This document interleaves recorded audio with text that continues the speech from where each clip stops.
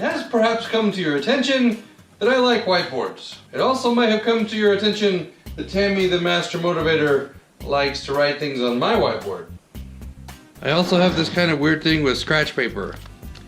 And I have a sonic screwdriver.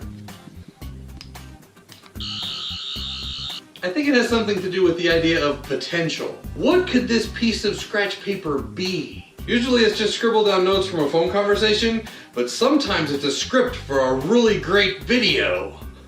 Now because I'm so old, whiteboards weren't commonly available until I was in college. In fact, the first time that I spent any quality time with a whiteboard was when I took Calculus 2 as a summer class. The class was right after lunch, and almost every class my buddy Galen and I showed up several minutes before anybody else. At the time, the two of us were big fans of the Ren and Stimpy show.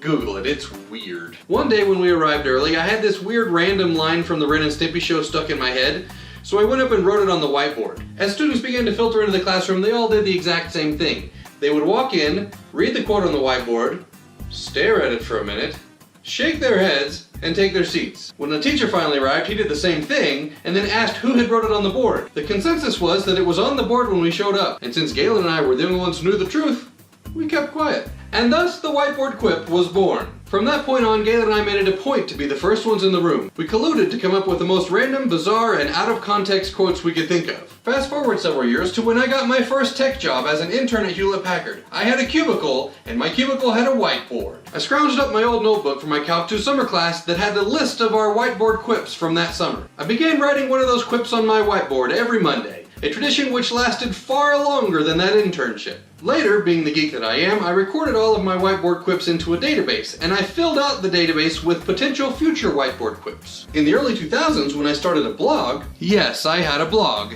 link in the doobly-doo. I posted my whiteboard quips of the week on the World Wide Web so that they might have a wider audience than the people who wandered into my cubicle. But today, even though I have this beautiful whiteboard, it's in my home office where no one can see it, and my blog has been defunct for a long time. Which means there are literally hundreds of wonderful whiteboard quips languishing in a database, perhaps never to be seen by the world.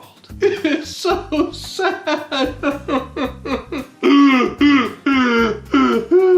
So as a special treat for today's VEDA, I'm going to share a handful of unpublished whiteboard quips. And I'm going to embellish my drawing segment with a few of my favorite published quips.